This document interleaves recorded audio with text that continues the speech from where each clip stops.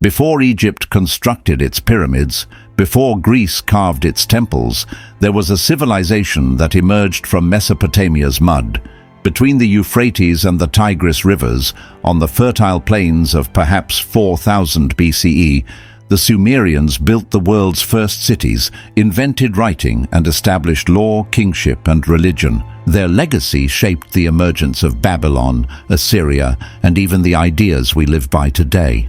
This is the story of the Sumerians, the earliest great civilization in the world. The area of Mesopotamia, meaning between the rivers, started to settle about 5000 BCE. The rich soil created by the flooding of the Tigris and Euphrates allowed farming to succeed. Places like Eridu and Uruk grew into wealthy towns. The Sumerians had developed irrigation by 4000 BCE, channeling water to their fields to allow for bigger settlements. Unlike the nomads, the Sumerians settled into the ground, building mud brick houses and civic temples. Their surpluses created trade, craft specialization, and stratified society. In these humble beginnings were planted the seeds of the world's first urban civilization. By 4000 BCE, Uruk was the planet's first real city. Within centuries, it had a population of over 40,000, an enormous figure by the ancient world standards. Uruk was marked by sprawling ziggurats dedicated to gods like Inanna, the love and war goddess. Trade roads extended from the center, bringing in wood, lapis lazuli, and copper. While this was happening, Eridu maintained its position as the most ancient religious center.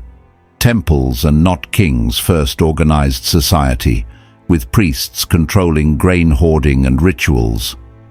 Around 3100 BCE, Uruk's walls, legend had it, built by Gilgamesh, represented defense and grandeur. Urbanization was well underway. Sumerians, around 3200 BCE, created the world's earliest writing system, cuneiform. The symbols initially represented commodities, sheep, grain, or beer. Over time, the pictographs became abstract wedge-shaped characters pressed onto clay. Writing shifted from account to books, prayers, and law. The Epic of Gilgamesh, the earliest surviving epic, was written on clay tablets here.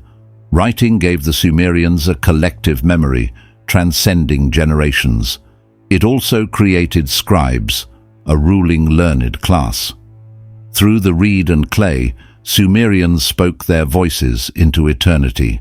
By 2900 BCE, kingship had replaced priestly dominion.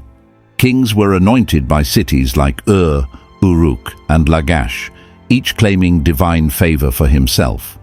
Warfare between rival cities became common, each vying for possession of canals and agricultural fields. Kings built palaces alongside temples, their power absolute. By around 2400 BCE, rulers like Eannatum of Lagash expanded their domains through conquest, the rise of the first true empires. Law codes emerged to regulate disputes, anticipating Hammurabi centuries later. Kingship introduced Sumer unity, but competition and bloodshed as well. The Sumerians were in constant dialogue with their gods. Gods controlled floods, crops, and fate in their sight. Anu, the god of the sky, and Enlil, the god of the air, were omnipotent.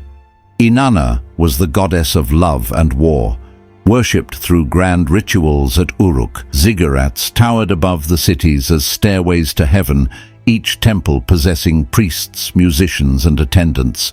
There were daily sacrifices of bread, beer, and animals offered to gain divine favor. Religion seeped into all aspects from weddings and legislation to populate the universe into the city's core.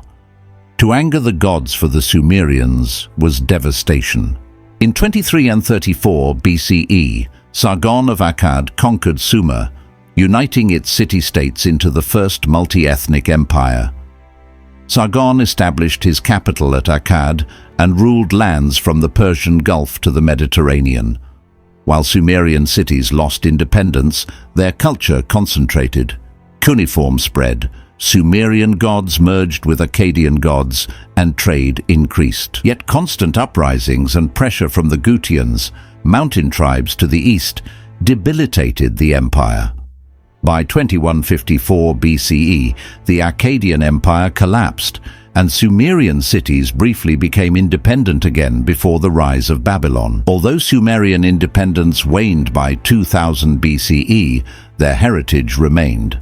The Ur-III dynasty regained Sumerian dominance for a short while, codifying administration and resuming ziggurat construction. Yet by 1750 BCE, Sumer was part of the Babylonian Empire, led by Hammurabi. Despite this, Sumerian innovations, writing, law, monumental architecture, religion, formed the basis of Mesopotamian civilization. Their myths, most notably the Epic of Gilgamesh, influenced later cultures. Up to the present time, Sumer is still the cradle of cities, writing, and structured society, a witness to man's initial giant leap towards civilization.